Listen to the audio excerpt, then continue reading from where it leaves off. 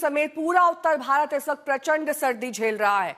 गुरुवार का दिन दिल्ली, यूपी, हरियाणा, पंजाब के लिए सबसे ठंडा दिन रहा और इस वक्त की बड़ी खबर यह कि एनसीआर के कई जिलों में बूंदाबांदी हो रही है। नोएडा, गाजियाबाद में आज सुबह से ही हल्की बूंदाबांदी है, हवा भी है। तो आज उत्तर भारत में जबरदस्त ठंड है। इसमें अगर बारिश हो जाए तो आप समझ सकते हैं कितनी ज्यादा ठंड और बढ़ गई है। नोएडा, गाजियाबाद में भी आज सुबह बूंदाबांदी हुई है, जिसके चलते पारा और नीचे गिर गया है। पालम में तापमान 4.8 डिग्री दर्ज किया गया, दृश्यता 500 मीटर। आयानगर में तापमान 5.8 डिग्री, दृश्यता 500 मीटर। दिल्ली रिज एरिया में तकरीबन कमोवेश वही हाल है। सफदरजंग में भी 5.8 डिग्री तापमान दर्ज किया गया है।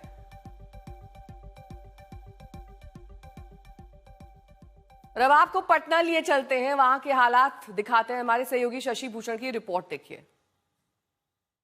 बिहार में लगातार ठंड की वजह से जनजीवन बदहाल है और पटना समेत बिहार के 36 जिलों में जो कोल्ड डे की स्थिति है वो बनी हुई है।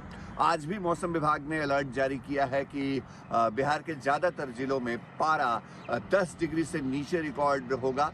अगर राजधानी पटना की बात करें तो कल यानी कि गुरुवार को राजधानी पटना का अधिकतम तापमान 16 डिग्री और न्यूनतम 9 डिग्री सेल्सियस दर्ज हुआ था। हालांकि बिहार के सबसे ठंडे जिले के तौर पर गया जी का तापमान कल रिकॉर्ड न्यूनतम 4.1 डिग्री रिकॉर्ड हुआ। बिहार के 6 जिले ऐसे रहे जहां पर न्यूनतम तापमान 5 डिग्री या उससे कम रिकॉर्ड किया गया है। मौसम विभाग ने जो जानकारी दी है उसके मुताबिक सुबह के वक्त ज़्यादातर जिलों में घना कोहरा रहेगा और जब धूप निकलेगी भी तो राहत मिलने की बहुत उम्मीद नहीं है। फ्लाइट ऑपरेशन लगातार पटना से डिलेड है, कैंसिल है और तेजस राजधानी समेत लगभग 9 ऐसी ट्रेनें रहीं जो कल देरी से चली और आज भी मौसम विभाग के अलर्ट के मुताबिक कोल्ड डे की स्थिति बनी रहेगी। शशि भूषण, आज तक, पटना। अब आपको लिए चलते हैं उत्तर भारत के पहाड़ी इलाकों में, जहां बर्फबारी ने आम लोगों और यात्रियों की मुश्किलें बढ़ा दी हैं। श्रीनगर और लद्दाख में सर्दी का कहर जारी है।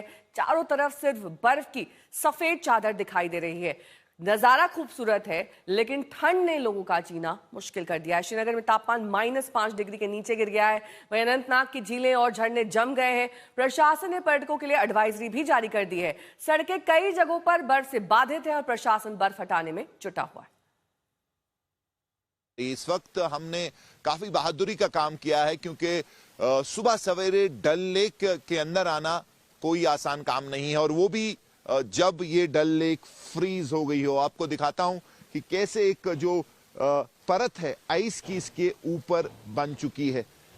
इसी के बारे में हम बात कर रहे थे कि इससे समझ आता है कि किस तरीके की ठंड अभी घाटी में पड़ रही है और जो एक्सपेक्टेड था कि डीप फ्रीज बढ़ेगा, माइनस में टेम्परेचर जाएंगे और ये देखिए कैसे एक जो बर्फ की जो आइस की परत है वो डल लेक के ऊपर आ गई है। डल लेक के एक मेजर जो पोर्शन है, खासकर जो पीछे वाला हिस्सा है, वहां पे अच्छी खासी जो है बर्फ की एक परत है। आइस एक, इसको आप रिंग कहें, आपको इसको एक अद्भुत फिनोमिना है जो कि जनवरी में हर साल हमें देखने को मिलता है। जैसे ऐसा लगेगा आपको कि जैसे शीशे की एक परत ऊपर आ गई है, लेकिन ये दर्शाता है कि किस तरीके की ठंड पड़ रही है, किस तरीके के माइनस टेम्परेचर जो है यहाँ पे अभी महसूस किए जा रहे हैं। और ये आइस अगर आप इस पे फेंकेंगे तो जैसे शीशा चकनाचूर होता है, बिल्कुल उसी तरीके से एक इसका इम्पैक्ट होता है और बिल्कुल फ्रीजिंग जिसको आप कहेंगे, सुन्न हो गए हैं मेरे हाथ। ये देखिए आइस की एक मोटी लेयर इसके ऊपर है और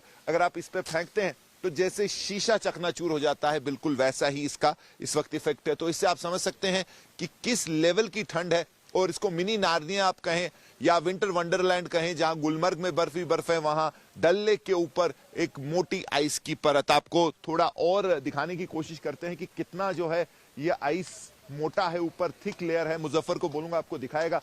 ये जो है आप इसको भेदते हुए, अगर शिकारा में आपको इस वक्त डल लेक में जाना है, क्योंकि लोकल जो लोग हैं यहाँ उनका सुबह सवेरे ही काम शुरू हो जाता है, तो इस आइस की लेयर को जो है आपको तोड़ना पड़ेगा और तोड़ तोड़ के आगे बढ़ना पड़ेगा। तो इससे समझ सकते हैं कि लाइफ कितनी कठिन है, अभी जिंदगी कितनी कठिन है।